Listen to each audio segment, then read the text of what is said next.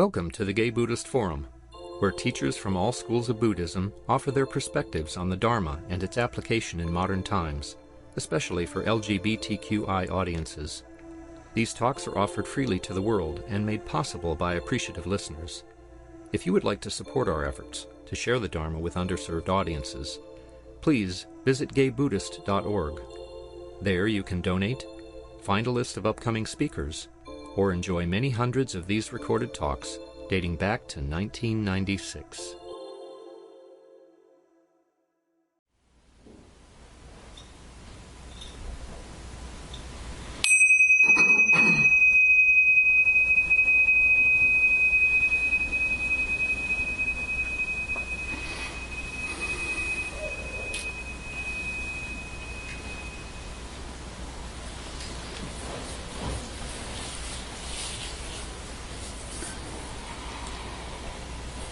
We'll come into our morning puja.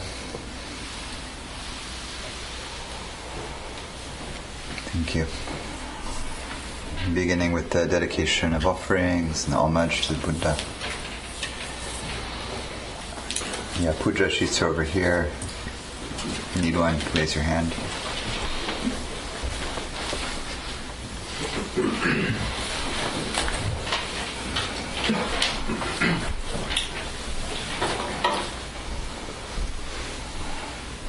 So, bringing the offering of our intention, our goodness, our sincere dedication to practice.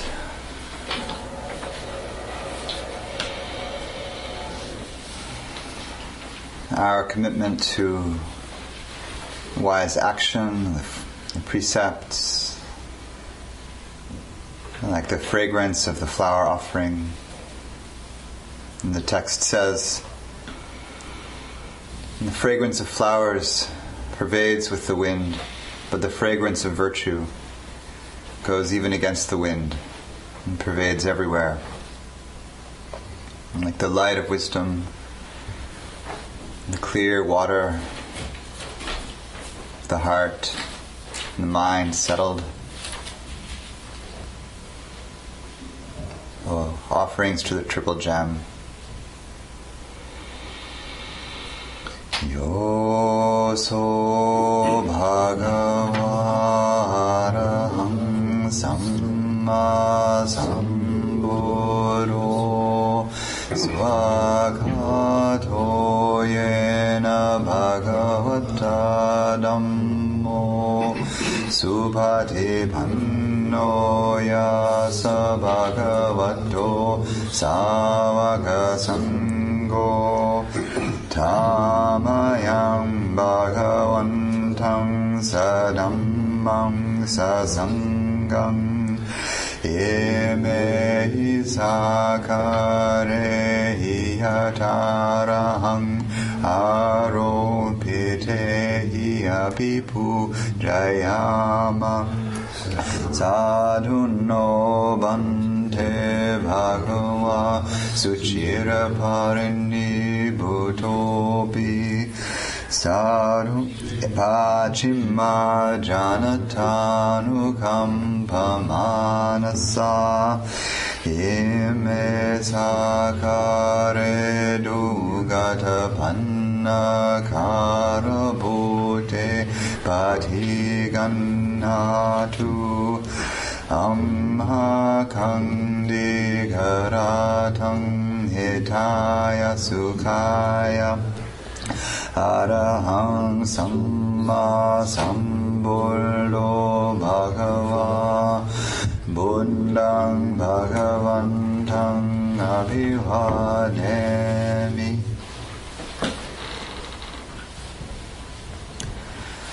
Suakato bhagavata dhammo dhammang namasami.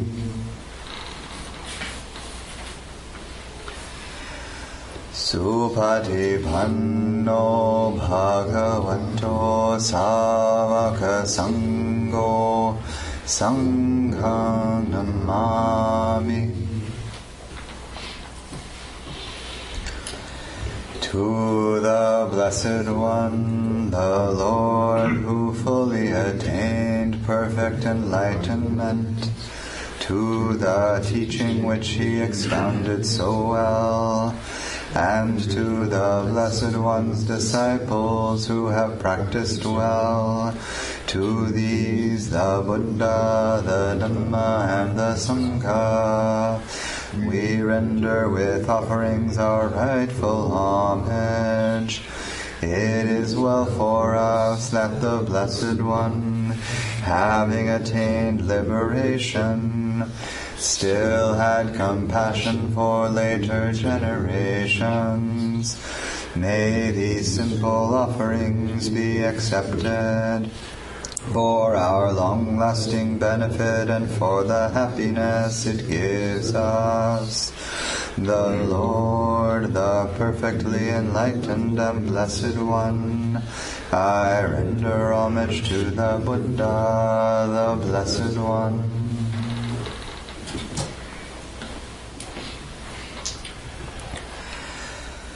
The teaching so completely explained by him, I bow to the Dhamma.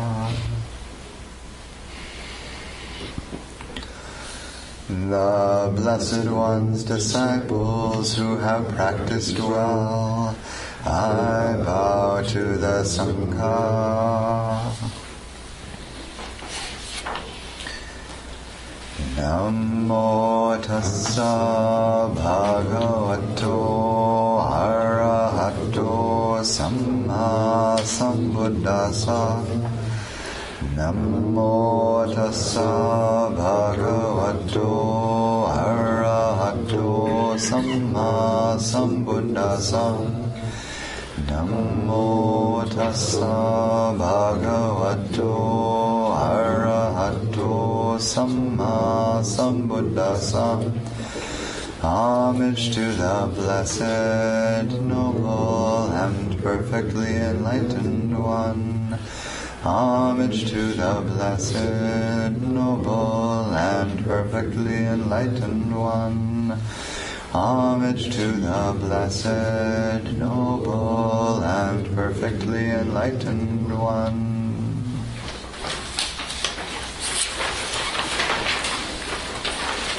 Sankho-pana bhagavantang evam kalyano kiti sadho abhugato iti piso bhagava araham samma sambuddho vijacharana sampanno sugato lokavidu annutaro purisa dhamma sarati sata deva manusanam buddho bhagavati suakato bhagavata dhammo samditiko akaliko ehipasiko opanahiko pachatam veditabo unyu iti supati panno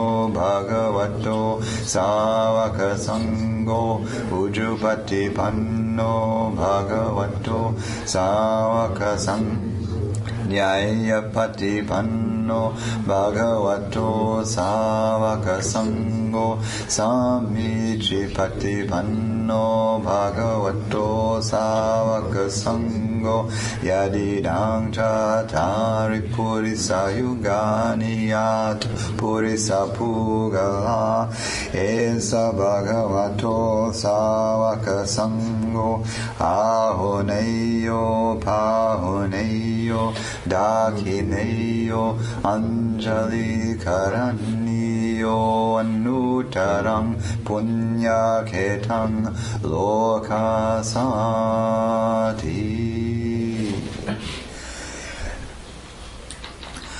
A good word of the Blessed One's reputation has spread as follows. He, the Blessed One, is indeed the Pure One, the perfectly enlightened One. He is impeccable in conduct and understanding. the accomplished one, the knower of the worlds. He trains perfectly those who wish to be trained. He is teacher of gods and humans. He is awake and holy. The Dhamma is well expounded by the Blessed One, apparent here and now, timeless, encouraging investigation, leading inwards, to be experienced individually by the wise. They are the Blessed One's disciples who have practiced well, who have practiced directly, who have practiced insightfully, those who practice with integrity. That is the 4 pairs, the 8 kinds of noble beings. These are the Blessed One's disciples. Such ones are worthy of gifts, worthy of hospitality, worthy of offerings, worthy of respect. They give occasion for incomparable goodness to arise in the world.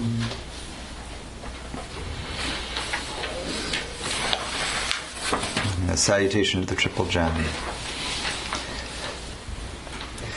Now let us chant our salutation to the Triple Gem and a passage to arouse urgency.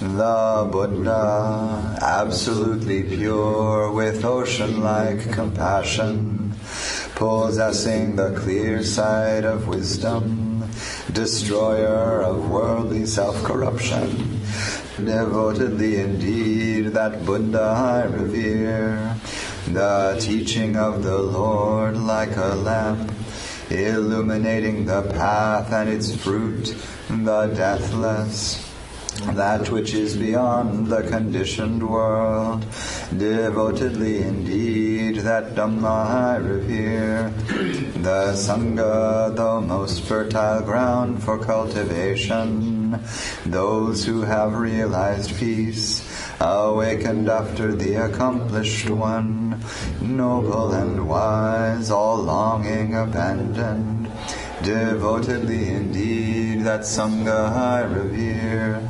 This salutation should be made to that which is worthy. Through the power of such good action, may all obstacles disappear. One who knows things as they are has come into this world, and he is an arahant, a perfectly awakened being, purifying the way leading out of delusion, calming and directing to perfect peace, and leading to enlightenment. This way he has made known. Having heard the teaching, we know this. Birth is dukkha, aging is dukkha, and death is dukkha. Sorrow, lamentation, pain, grief, and despair are dukkha. Association with the disliked is dukkha. Separation from the liked is dukkha. Not attaining one's wishes is dukkha. In brief, the 5 focuses of identity are dukkha. These are as follows: attachment to form, attachment to feeling, attachment to perception, attachment to mental formations, attachment to sense consciousness. For the complete understanding of this, the Blessed One in his lifetime frequently instructed his disciples in just this way. In addition, he further instructed, form is impermanent, feeling is impermanent, perception is impermanent, mental formations are impermanent, sense consciousness is impermanent, form is not self, feeling is not self, perception is not self, mental formations are not self, sense consciousness is not self. All conditions are transient. There is no self in the created or the uncreated. All of us are bound by birth, aging, and death. by sorrow, lamentation, pain, grief, and despair, bound by dukkha and obstructed by dukkha. Let us all aspire to complete freedom from suffering.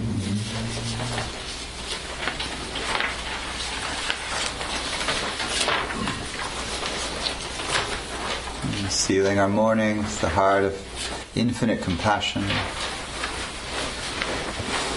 The radiant heart of Quan Shi Yin, who listens at ease to the sounds of the world. We invoke the body of the goddess of compassion, the one who carries the nectar of the deathless, who hears the cries of the world while resting at ease. Namo Quan Shi Yin Pusa.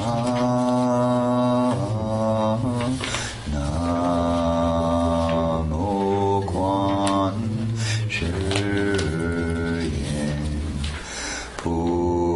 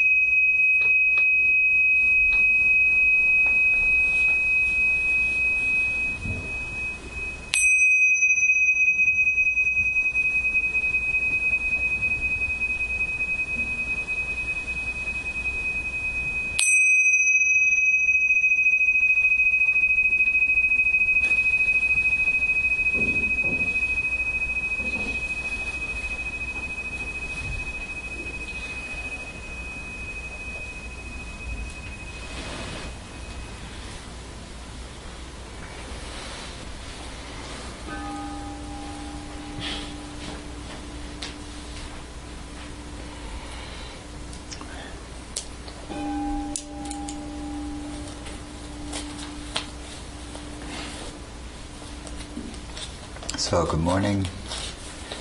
It's good to be here. One final morning together. So, in our closing session, we'll sit, we'll share together, we'll have a closing circle, and then we'll formally exit silence and we'll share lunch together. So, as your humble guide for another few minutes, I implore you to keep the field of silence through this morning break, through breakfast, really giving each other the gift of being able to rest into the fruits of the retreat and the reflections that come as we begin to the journey back to the dusty world of our cities and homes.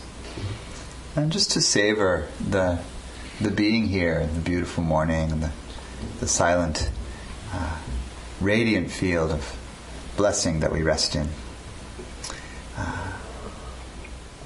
I believe it's helpful for housekeeping if we pack up our things before the 9 o'clock sitting, so you can bring your luggage outside.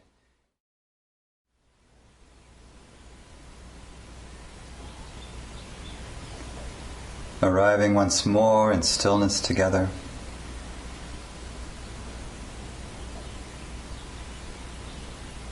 Coming into presence in the here and now. Setting down thoughts of the past. Setting down thoughts of the future. Breathing in and out the clear steadiness, the morning air, and the bird song.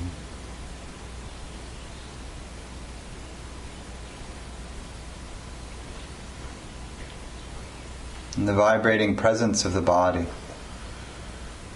the field of the body breathing.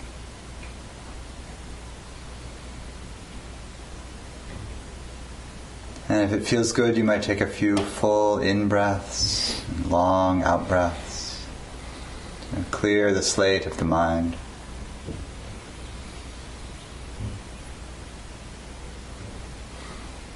And come into, once again, intimate presence with the body and the heart that animates the body.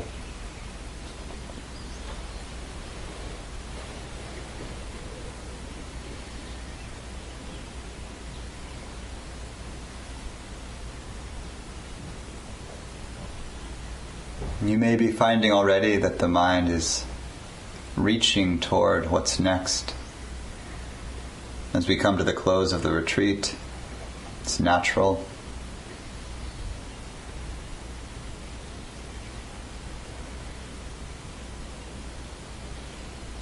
Feel the relative steadiness of your mind and heart.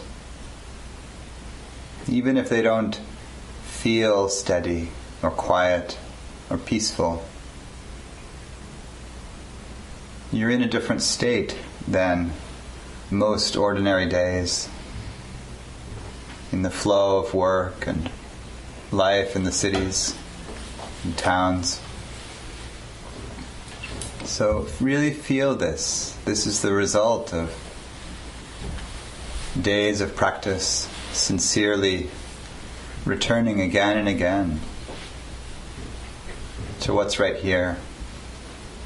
And particularly notice the space between thoughts, the field of compassionate holding that meets difficult emotions and ideas as they come, that meets the pains of the body and the heart. Notice the beautiful qualities that are present, even a little.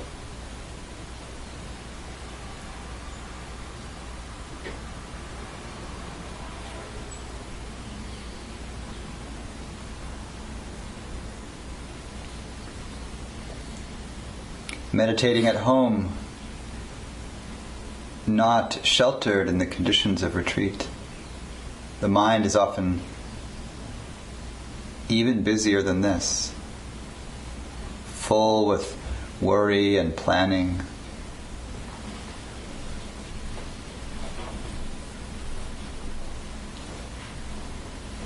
And so play with that in this closing meditation. Really meeting the mind for what it is, seeing it clearly. The stories, the wandering bits of content that float through, bits of news, bits of entertainment, bits of narrative about my life and others.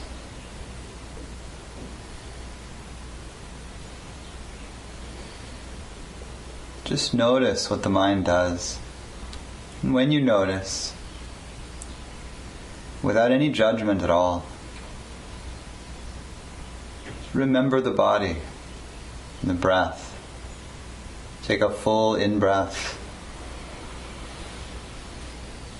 Listen again for the silence between thoughts, and exhale, letting go of whatever it was that was pulling the attention.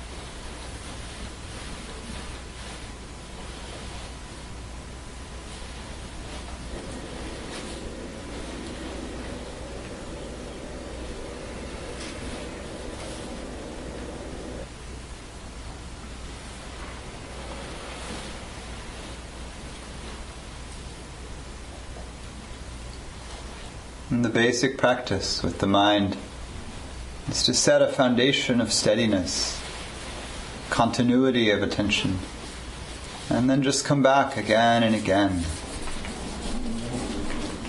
to the home base of your meditative object, the body, the breath, sounds.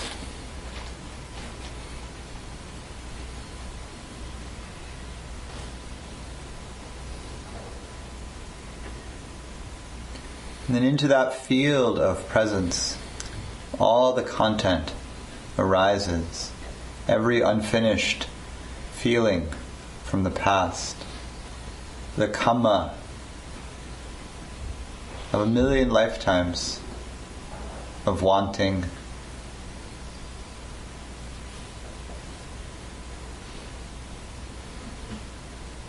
and so the practice in the heart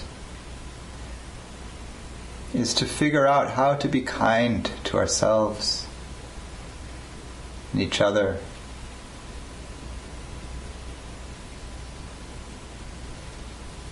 And everyone without exception.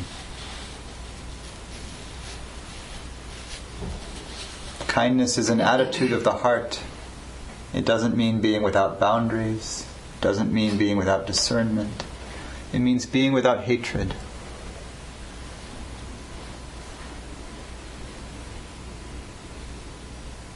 So we'll open once more into the radiating practice, loving kindness.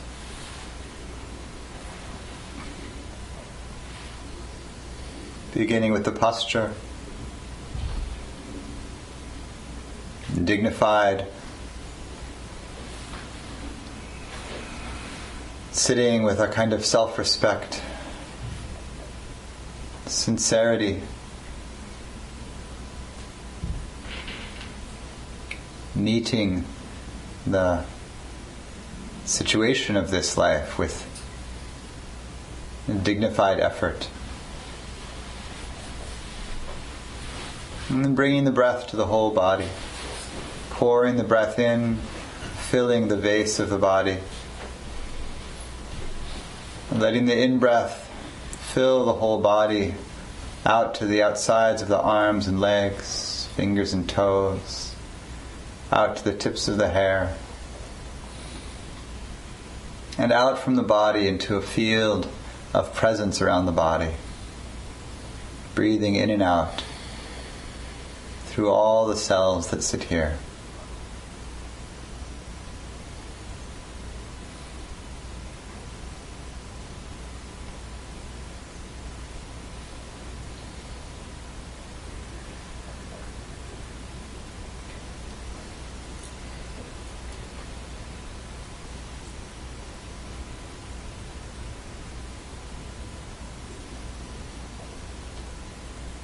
With this full body breath,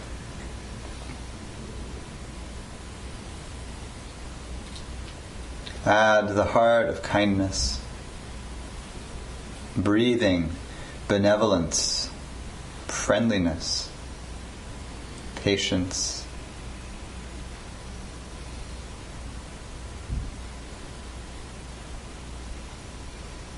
Into all the cells of the body.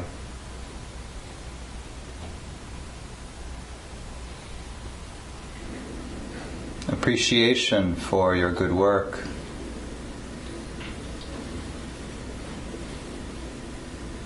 For your sincere effort.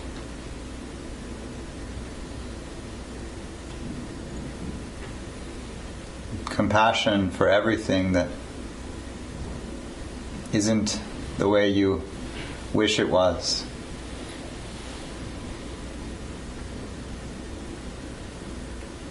Maybe bring a gentle smile to the mouth, a warmth to the corners of the eyes, an uplift to the heart.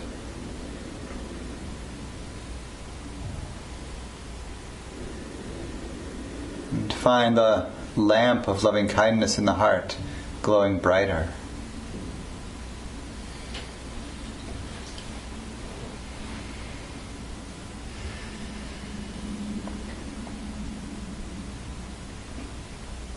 And then shining that light in the 6 directions, beginning with the front, feeling the front of the body,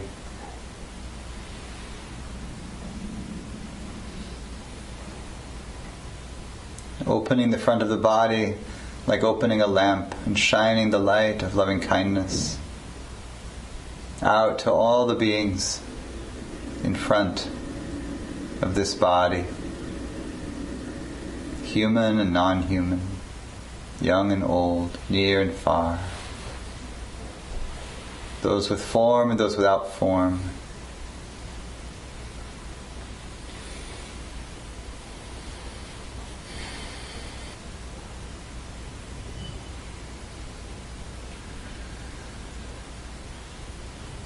Radiating out over the surface of the earth and beyond, into the infinite worlds beyond, all beings to the front. May they be well, safe from harm, protected, strong.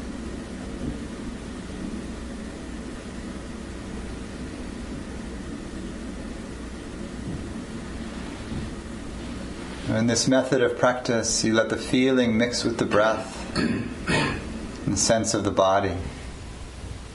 And you can go right from arousing the feeling to shining it on all beings. When you open to the right, feel the right side of the body. Feel the breath there. And the breath mixing with kindness. And open the light of the heart in the direction of the right side of the body, shining out over the surface of the earth and out into the infinite beyond. All beings to the right of me, may they be well, safe and protected, strong, living with ease.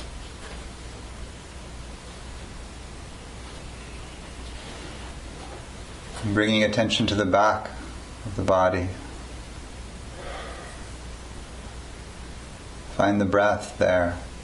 Really feel the breath moving the back ribs, through the kidneys, through the line from tailbone to crown.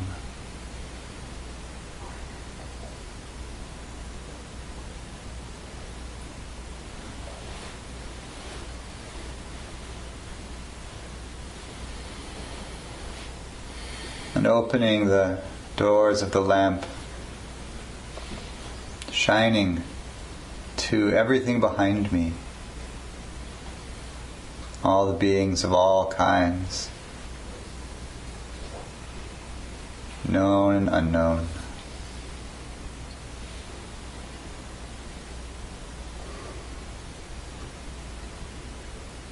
May all beings in this direction be well, May they be safe and protected, happy, strong. May they live with ease.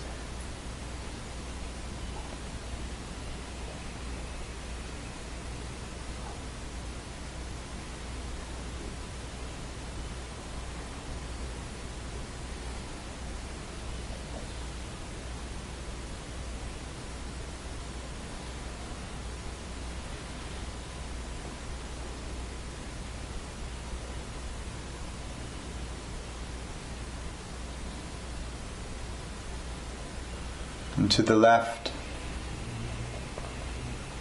all beings to the left, completing the circle around the body.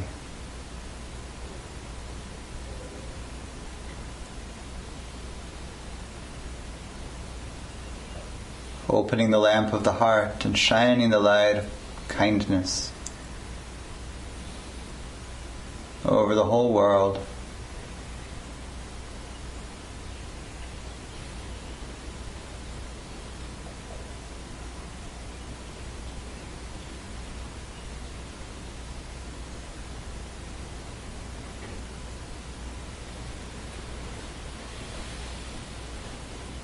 All the beings on land, in the water, human and non-human, beyond the earth, out into the infinite stars and planets.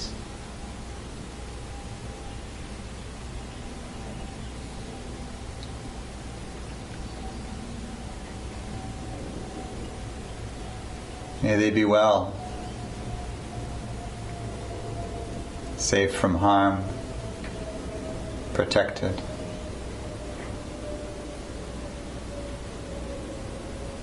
Happy, strong, and living with ease.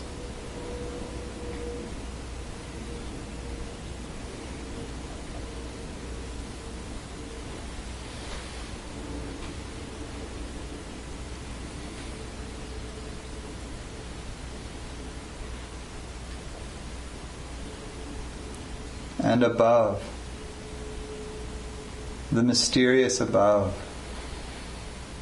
the sky with its flying beings, its dragons and spirits,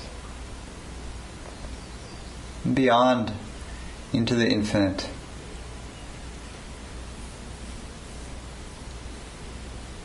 Sitting upright, we root down to the center of the earth, and our heads open to the infinite sky.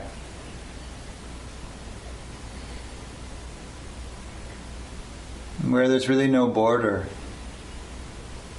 There's not a container other than a bit of atmosphere. And then it's just the infinite universe, shining the light of the heart upward. Who knows how many beings, how many worlds contain beings, what form they take, how they love, how they grieve. We don't know.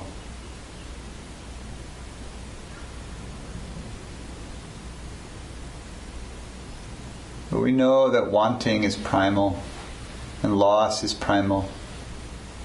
And if there are beings out there that love, then they also grieve.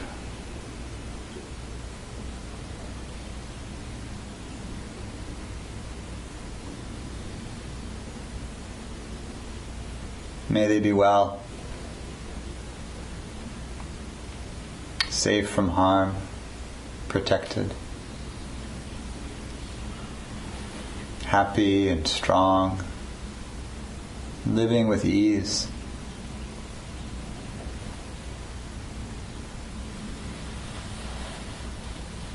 And all the beings below, who live in the earth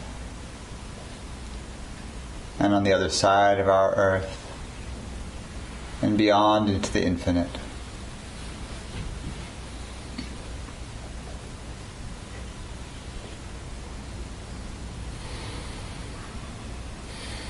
If it ever feels like a war or a tragedy on the other side of the world is too far away to care about or to connect with, open your sense of distance to the infinite universe, and then feel how the other side of our little blue planet is so close. You could be there by tomorrow.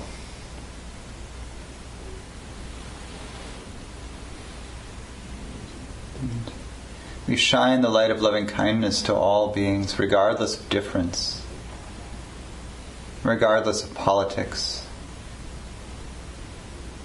Beings suffering from war, from disaster,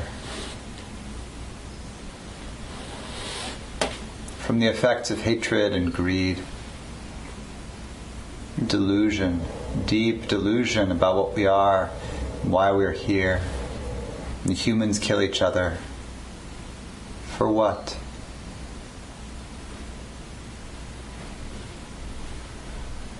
You could send the heart of kindness, the heart of compassion, anywhere. Anywhere there's a wound on the heart.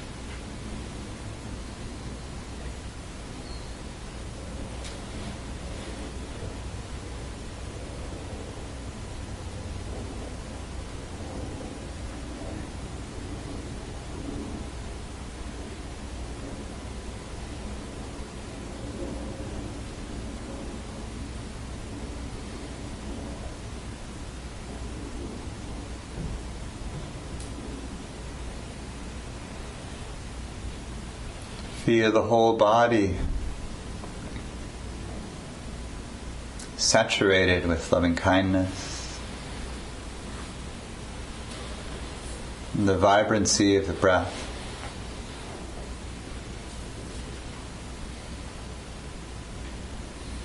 And fill the field around the body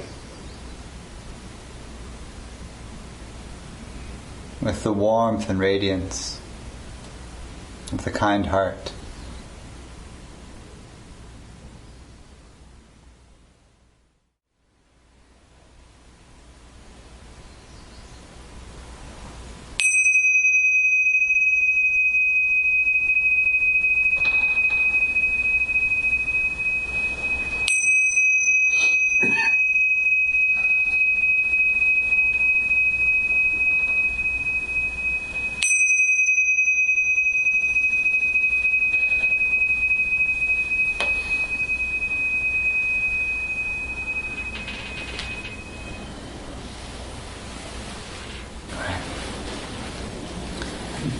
So I'm going to talk a little bit about going home and continuing practice. So, sitting comfortably, if you weren't already.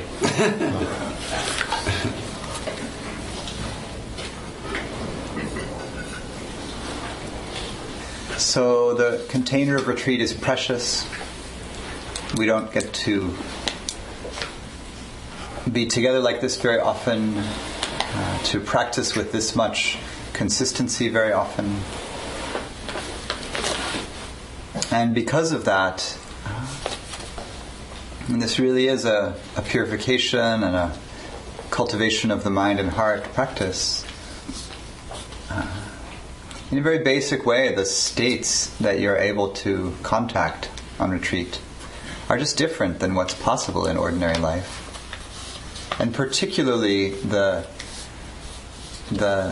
depth of steadiness in the mind and the heart, the ability to be with a strong feeling or to bring the mind back from a distraction. Like I said in the meditation, even if it feels like you're just as crazy in there as ever today as you were on Wednesday, you're probably not. And one of the things about state changes, when they're subtle or slow, like is that you don't always notice them. Like the frog in the slowly warming water. We're not boiling you. We are. You're getting cooked by the Dhamma. It's true. But you don't notice it. And so often we can't really tell how different our state is here on the final day of retreat than in any ordinary day. But you'll probably notice over the next few days at home the shift. And maybe you'll notice, like, my meditation was so much better 2 days ago. It's only Tuesday, and I'm already, like, either forgetting to practice or not wanting to practice, or I sit down to practice and it's just a mess. And it's just totally like that, right? The habits of the mind to get lost in the particular, habitual byways that whatever your mind does, those habits have been ingrained. You've practiced that, immersing in media, immersing in unskillful conversations. How many more hours have you spent in unskillful thought than you've spent on the cushion? So don't expect, a few days. I wish that your watch could tell you, like, how many hours on the cushion versus how many hours distracted, how many hours focused. You can actually, this will happen in our lifetimes. There's already, I already have a headset that'll read my brainwaves while I'm meditating, and it'll tell me when I was distracted and when I was focused, for how long. And then you gamify it, and you're like, I've really been in a downward trend these last months. January was great, that exists. You can do that. And that'll happen more and more. And I think for some of us, that kind of thing is great. It's helpful. Why not? I'm really of the whatever works school, here. But you will notice that your concentration slips, and it goes back to the ordinary. And so a couple of thoughts on practice in ordinary life. And lots of y'all are old hands at this, so, feel free to sleep through this part. But it's I think it's always good to be reminded, because I've been meditating and doing these practices for just 25 odd years, somewhere in there. What year is it? Closer to 30 now. We're pushing 30. And in the middle of a stressful season, I will still find myself kind of just like quietly thinking to myself that really meditation's never going to work for me. It's never any better than it is, now. The mind is just a mess. It's always been a mess. It's the same. It's just not true. But that story is so convincing on, some random Tuesday morning when there's 87 emails that need attention, not to mention the ones that you've just lost track of. And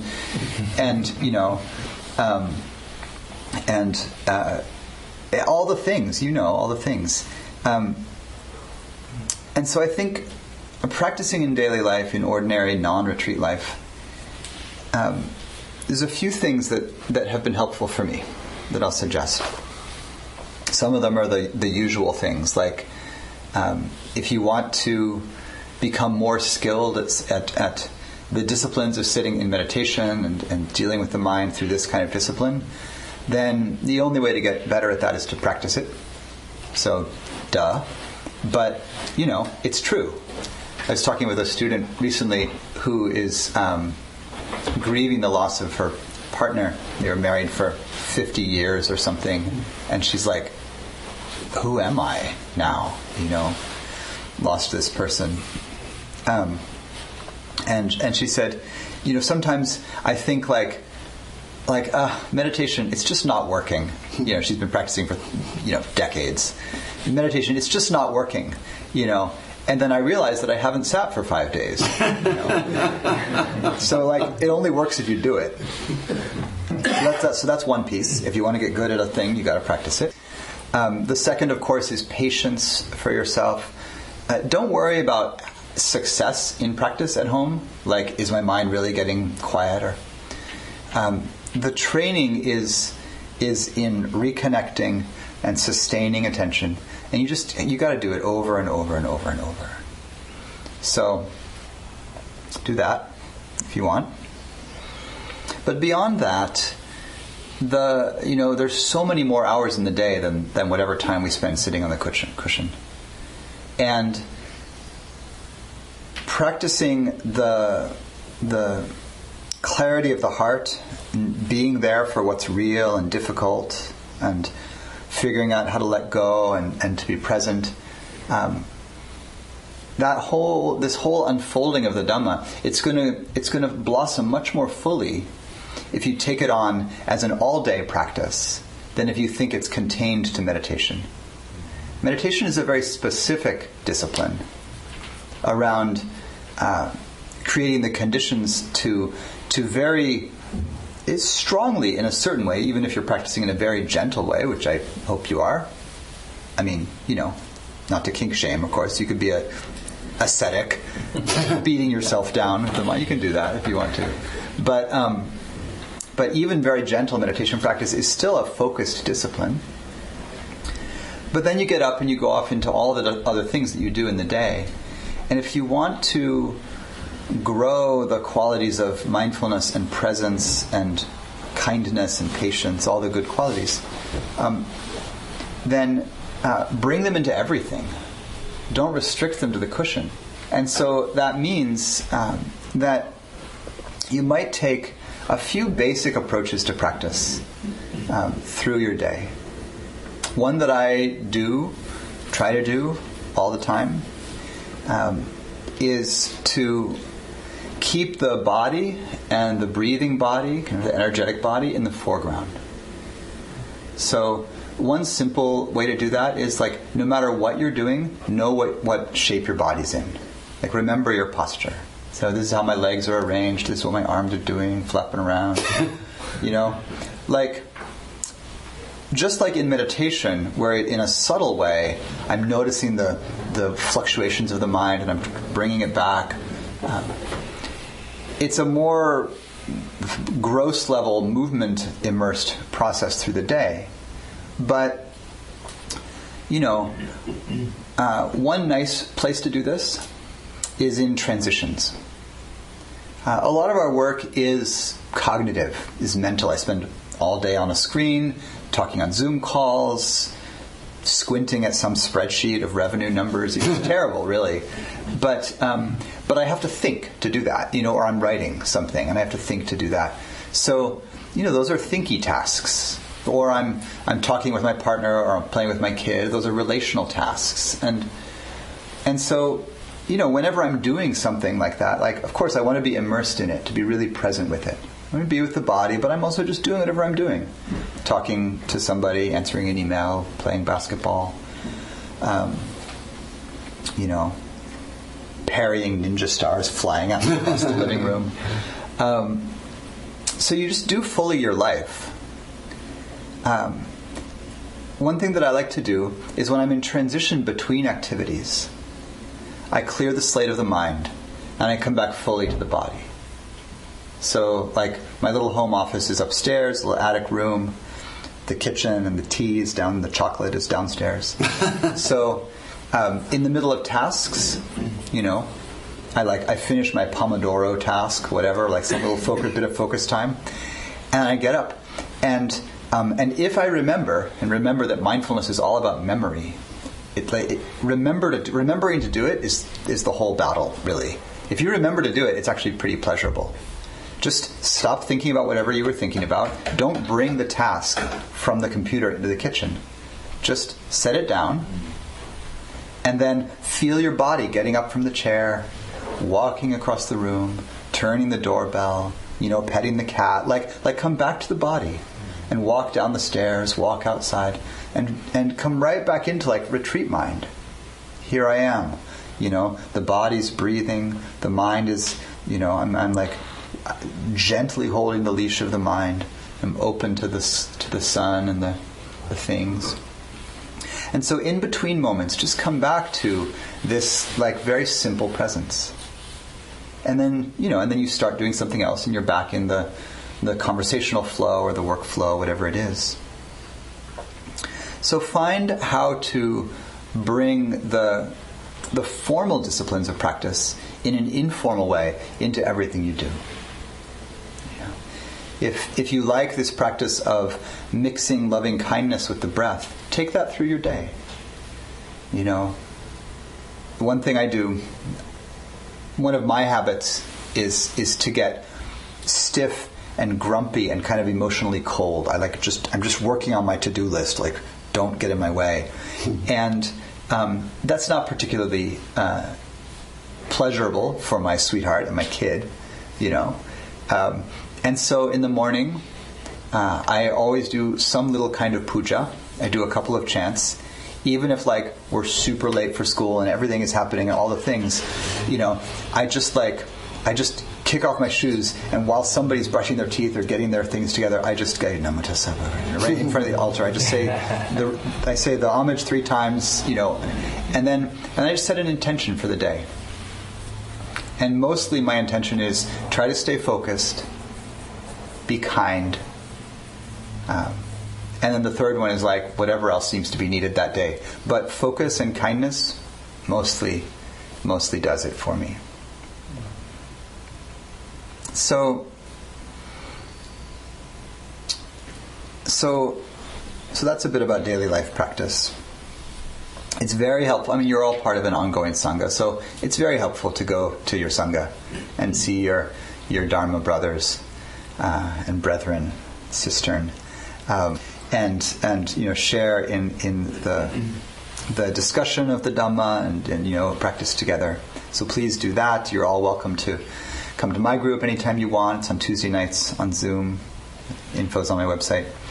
Nice group. We talk about all sorts of things. So that's a bit about maintaining formal practice and bringing practice into your day. So to go a little deeper, you may or may not resonate with the language of path, being on a path. And I know that many of you do feel understand that you're on a spiritual path or that you're on the path of the Dharma. In the Buddhist tradition, the ceremony that we did at the beginning of retreat, the going for refuge, and all of these chants again and again that we've been doing to honor the triple gem. The triple gem and the refuges are at the heart of Buddhist practice.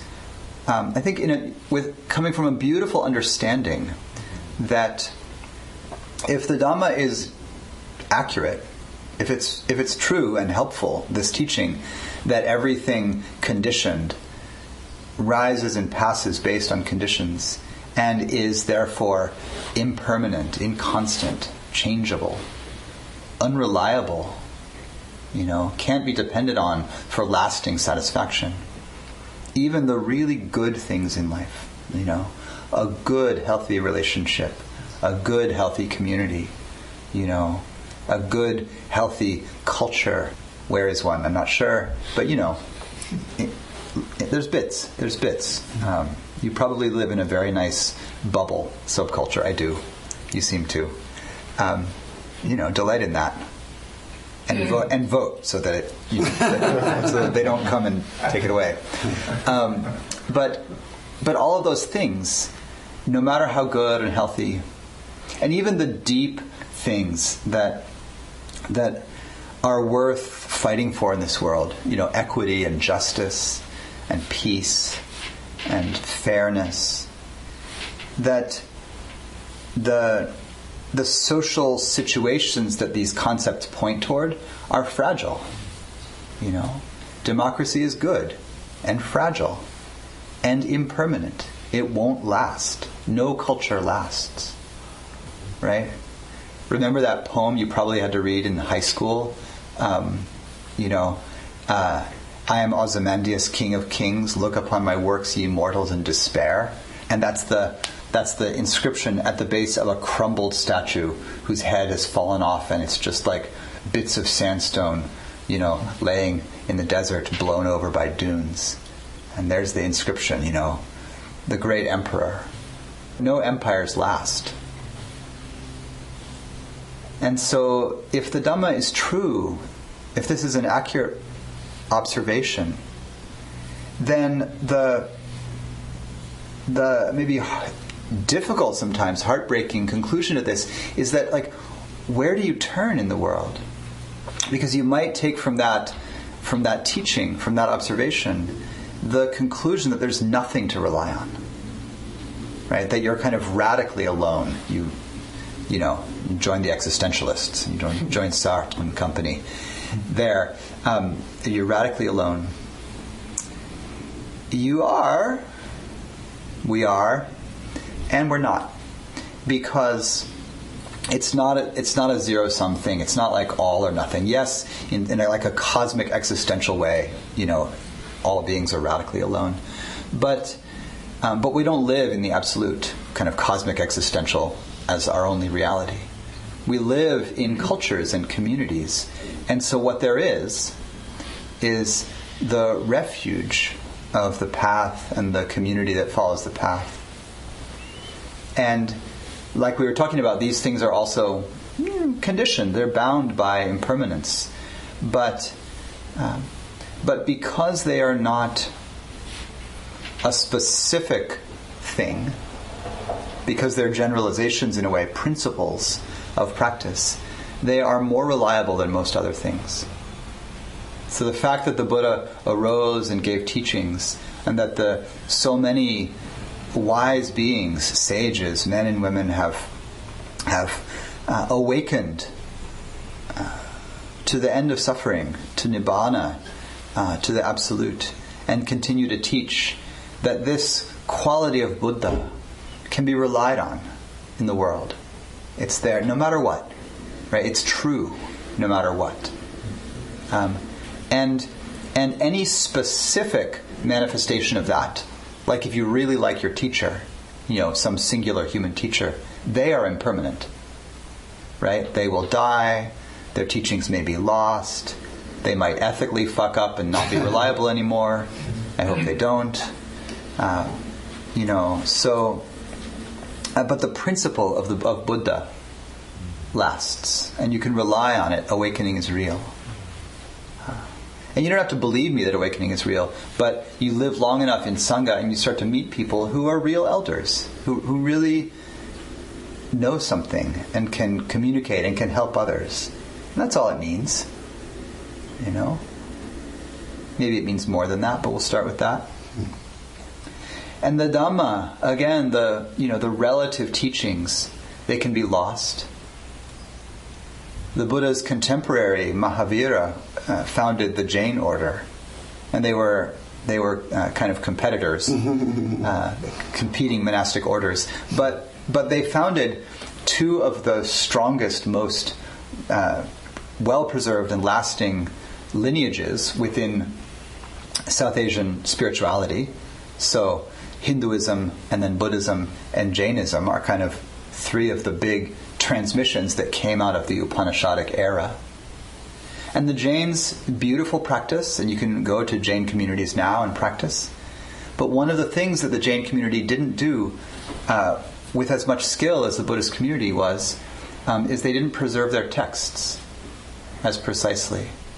And so there's an entire body of Jain teachings, beautiful wisdom teachings, that have been lost because they weren't remembered. They weren't written down in a way that would allow them to be preserved. So there's no guarantee that the Dhamma as a body of teachings will last. So we have the blessing in the relative sense here of the Dhamma teachings, and they can be relied on. They are here right now, and there are teachers who remember them, and there are texts you can read. The underlying truth is always available. But we live in a miraculous time where the heart texts of so many of the Dharma traditions have not only been preserved, but have been translated into multiple languages and are free online. And this, by the way, not to go on a tangent that I love, but in all of Buddhist history, there has never been a time until about the mid-1990s when ordinary Buddhist practitioners could read the texts that have been preserved in their own language easily. It's never been the case. right? Lay people, and even most monks, for the last 2,500 years since the Buddha, there would be one copy of the canon, if that, at a wealthy monastery, on the shelf, in the great hall or in the abbot's room, bound in gold leaf, and you don't know how to read it. Right? Yeah, like there they are. That's texts. You don't, only a few people learn to read them. And so what you would hear is you would hear whatever your teacher spoke. A few stories, a few lists. And that's good. That's good. But one of the amazing results of the colonial period and the literate period and then the internet is that for the texts that I refer to and that are at the heart of the Theravada lineage that I'm mostly bringing to you, the texts of the Pali Canon and the Chinese parallels, the Agamas, have not only been fully translated into English and many, many other languages in the world, but they've been translated several different times by different translators, so you can really feel different translation choices. And now, as of recently, a group of monks and nuns in Australia, based in Australia, have retranslated the entire canon so that they can offer it for free, so that it's not under copyright. And then some of them are really good programmers. They've built a website where all of the texts are completely cross-referenced, where you can get parallels with Pali and many, many modern languages, where you can see the parallels to the Chinese tradition, and it's like infinitely searchable. Wow. And so folks like any of us can have a heart relationship with the texts that's deep. You can read them. And no practitioners in the history of the world have had that kind of access to this body of wisdom teachings. They've mostly been, preserved as a devotional object. And so, I don't know if you like reading texts, but you live in a time when this amazing form of practice is available in a way that it has been to almost no one ever. And so, whatever gratitude you might find for that, don't take it for granted, that these things are available, that a body of wisdom teachings is available. So the Dhamma is a good refuge. And the Sangha, of course, right, the community of practitioners. You are part of the Sangha, you are immersed in the Sangha. I like that the recollection of the Sangha is, it's kind of the longest and most effusive of the recollections. It says, the Blessed One's disciples have practiced well, have practiced insightfully, have practiced in all these good ways, and the Sangha is worthy of gifts, worthy of hospitality, worthy of respect, a field of blessing for the world. The Sangha includes monastics and lay people, and it includes anyone sincerely practicing for liberation. So you are part of that. Unless you've been kind of fooling us and just hanging out, not really caring about freedom. Even then, we're bringing you along. The Sangha is the deep support for practice. And of course, many of you will know the story of our friend Ananda going to the Buddha, having had an insight into how important good friendship is on the path, and saying, Blessed One, Blessed One. Good friendship it's so important. It's like half of the holy life, And the Buddha saying, Ananda, you're wrong. Good friendship is the whole of the holy life. You might think that you could be a Pacceka Buddha, finding the truth on your own. But you're probably not. I'm certainly not.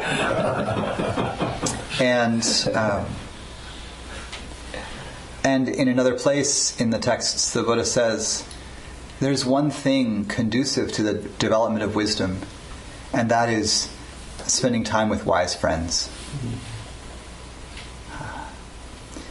you are advised to spend time with wise friends and not, I'll use the traditional word, fools.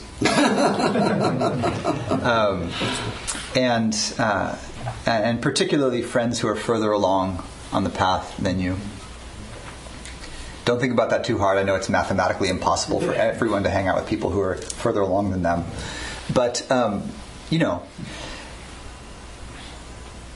the world is full of obstacles to happiness. And even very well-meaning folks in our lives who are not oriented toward the liberation of the heart through letting go, through seeing clearly, can in very well-meaning ways encourage us away from our path. And I don't want to lean too much on this, because it starts to get a little like, stay with the culty in-group and don't trust anyone else. Use your discernment. But it often happens as your path deepens that, the things that you and your crew used to do, they don't seem quite where you want to be anymore.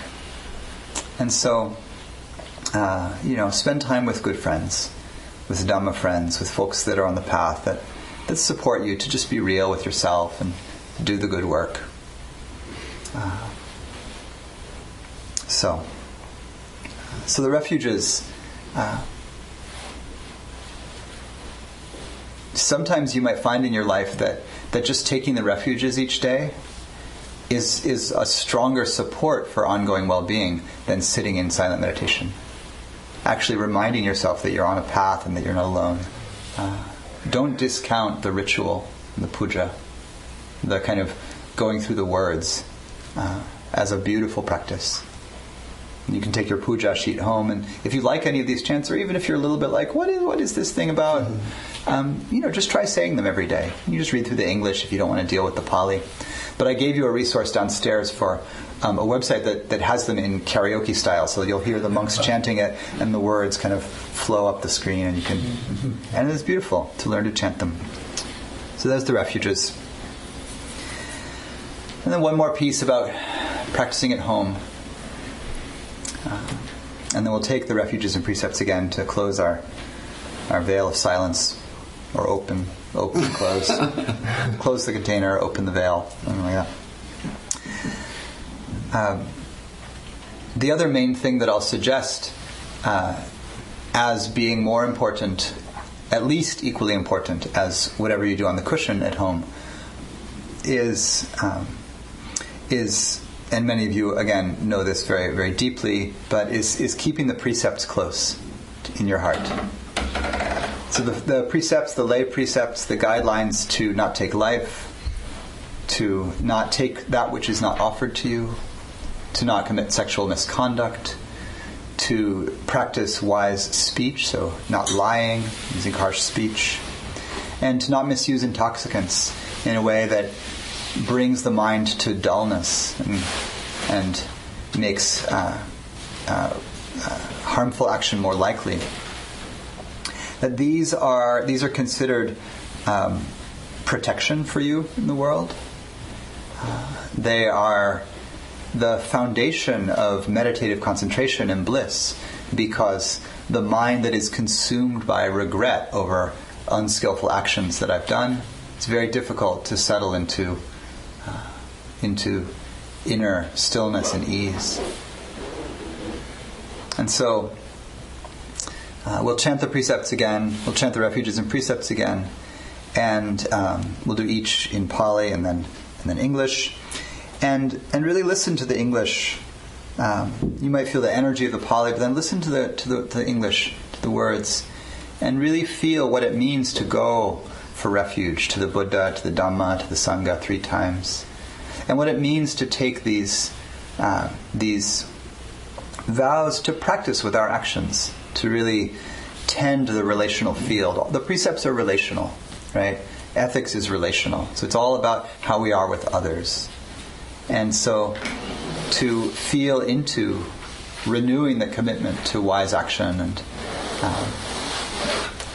and again, I love taking these each morning. So just singing them in the morning or speaking through them, remembering them. They are, they're essentially, I live in the country, so they're the electric fence around the pasture. You're out with your crew, somebody says something or somebody does something, you're about to say something, you're about to do something, and then one of the precepts, the bell rings in your mind, right? And it doesn't mean like invariably you should just shut up and not do that thing. It's just a warning. It's just a look around, watch out before you say that, pause before you say that thing, pause before you touch that person in that way, pause before you just assume something is okay, but actually you haven't really checked and it's probably okay, but I'm not really going to, the precepts are they're just there. If you habituate them, you embed them in your psyche, they're just there to be the angel on your shoulder that's like, what are you doing? And you're like, nothing. And then it's on you. They won't save you if you're not willing to be saved. But they'll remind you, and it's tremendously helpful to have to embed that reminder in the psyche. All right, so we'll chant the refuges and precepts, and then we'll take a little break and come into our closing circle. So they're on what's called page 5 here in the chat sheet.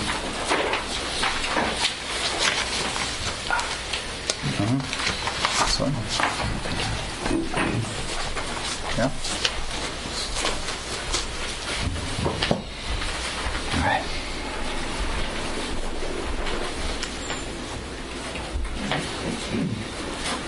So, closing the formal container of silence as we opened it, and going for refuge to the triple gem, and setting the precepts in the heart.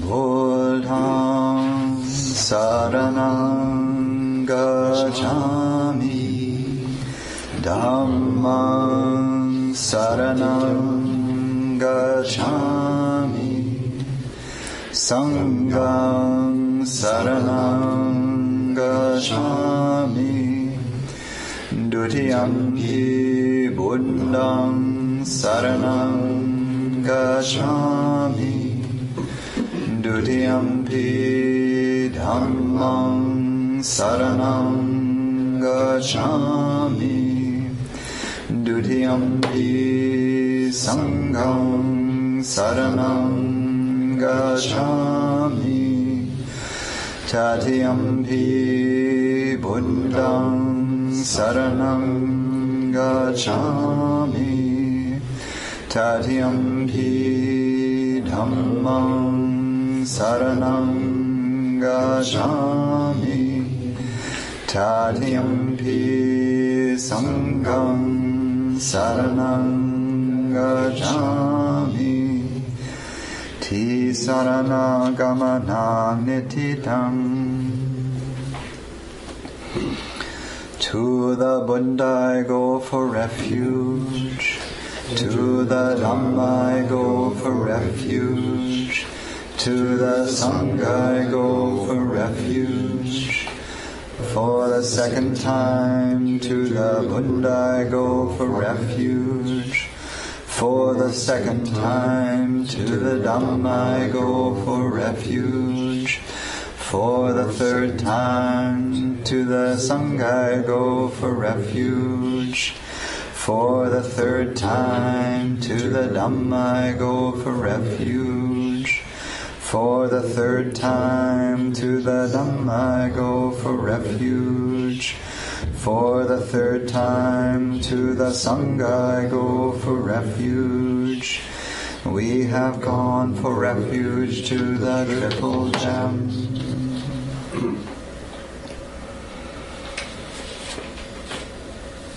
And the precepts in Pali and then English. Panati pata veramani sikha Sikkhapadang Sammadhiyami. Adinadana Vajrapani Insititute Sammadhiyami. Kamesu michachara Vajrapani Insititute Sammadhiyami. Musawada Vajrapani Insititute Sammadhiyami. Suramiraya Majapamadatana Vajrapani Insititute Sammadhiyami. Idam me silam magapalanyadasa pachayotu. I undertake the precept to refrain from taking the life of any living creature. I undertake the precept to refrain from taking that which is not given. I undertake the precept to refrain from sexual misconduct. I undertake the precept to refrain from lying. I undertake the precept to refrain from consuming intoxicating drink and drugs which lead to carelessness. By the discipline of ethics, may I realize the path and fruit of practice.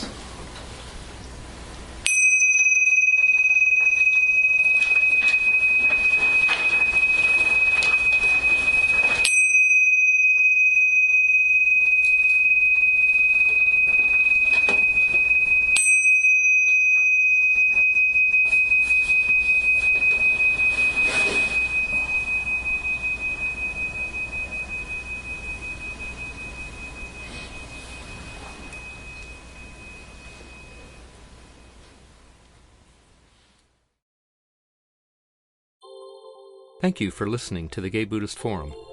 If you would like to hear several new talks per month and be notified of upcoming speakers so you can participate live, please subscribe to this podcast, like us on Facebook, and join our mailing list by visiting gaybuddhist.org.